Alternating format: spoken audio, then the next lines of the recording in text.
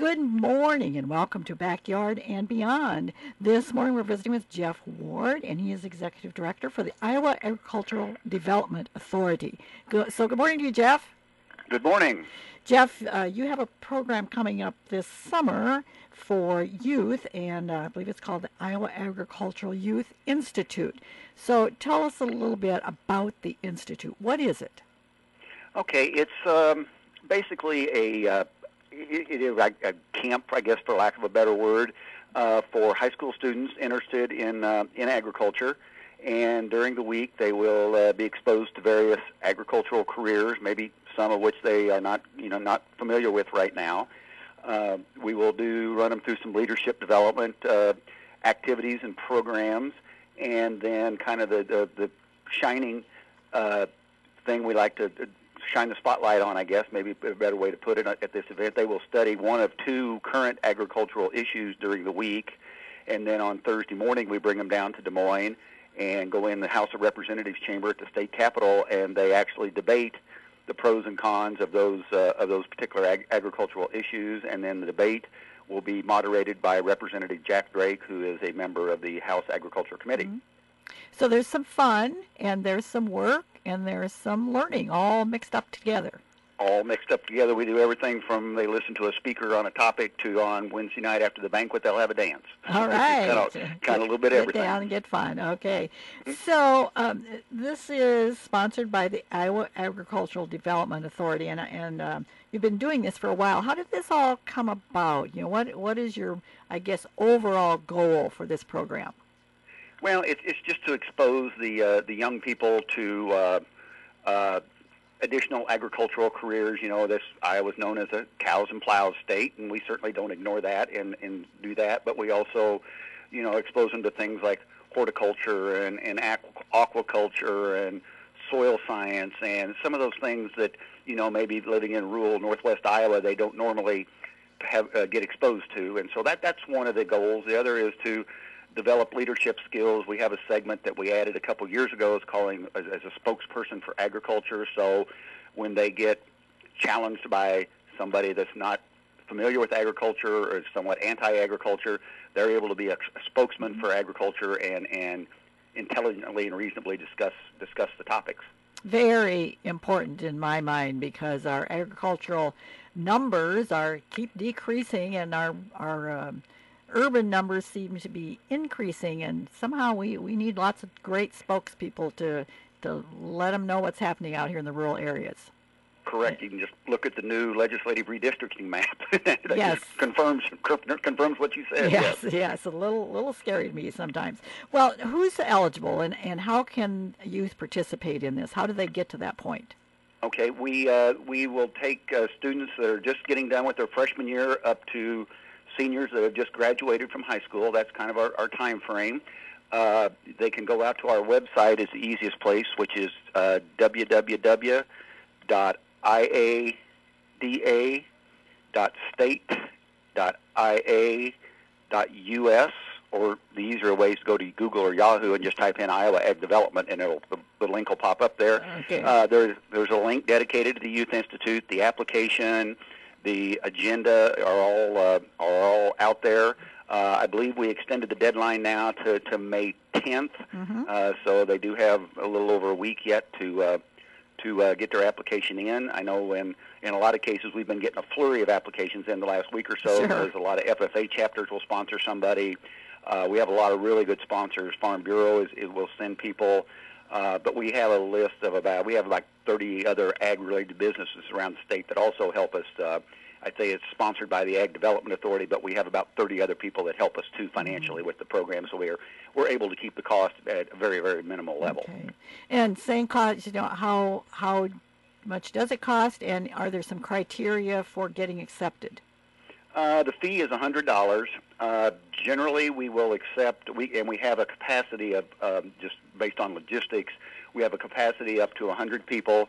Hardly, if ever, do we turn someone away. Now, if we ever got to the 100, then we would start looking at class rank and leadership things that they're doing within their own home community, and that would be our criteria of if we did get to 100. I know I talked to the lady this morning that's kind of managing the program for me, and I think we were up at about 65 at this point as of this morning. So okay, so quite a bit of space, but let's get it done because May 10th will be here before we know it. And I guess if there are grandparents listening, other folks listening, talk to some of the youth and get them encouraged, get them to look at the information. And Jeff, we haven't said when it is.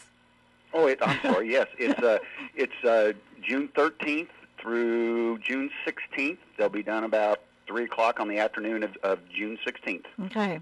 And I know youth have lots of choices to make during the summer, but this is one, it seems to me, that is good for their futures, as well as being that fun thing. It's looking ahead and seeing if they're interested in agriculture.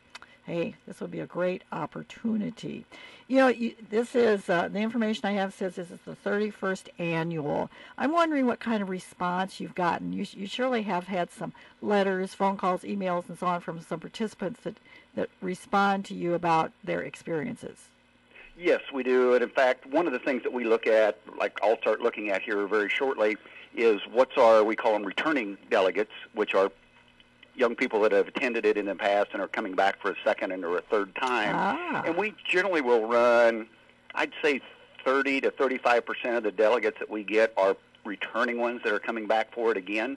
And so, if we can keep it in that number, because, obviously they've got a lot of choices and things to do, but if we can keep it in that 30 to 40% range on returning delegates, that kind of tells us that maybe we're kind of getting it right, maybe. Yes, I think that's a real compliment, a real boost to your credibility when people are coming back, and that's good. You said that is a possibility, but I'm sure you've let those youth know that hey, you can come back and get this experience again. Right. So right, and we do for those returning delegates, so they're just not getting the same stuff. Yeah. We do have a little bit different track if they're a returning delegate, a little different track that we put them through, a little more advanced, like on the spokesman for agriculture and some of those things, so they just don't sit there and have to do the same thing for a week that they did the year before.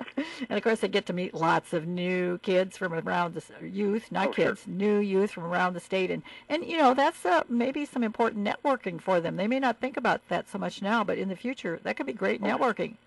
Sure.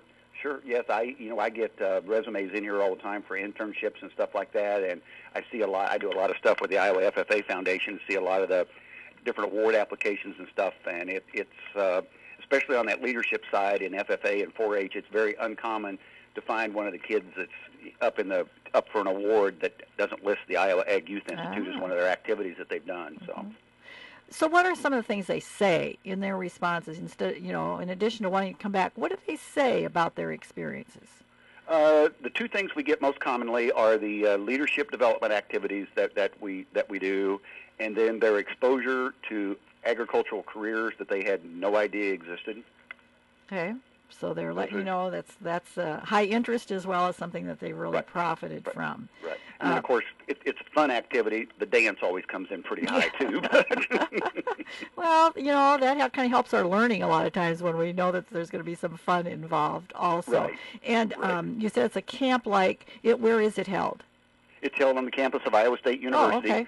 They stay in the dorms down there by Hilton and Sheeman that are newly remodeled now, and pretty much everything takes part.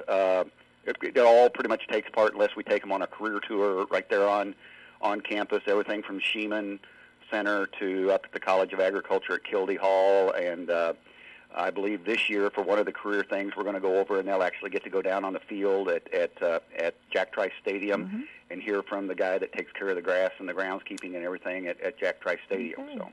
So this is another opportunity if students might be interested in attending Iowa State University. This would be another good way to check it out and see if that's kind of in there what they really like to do. Right.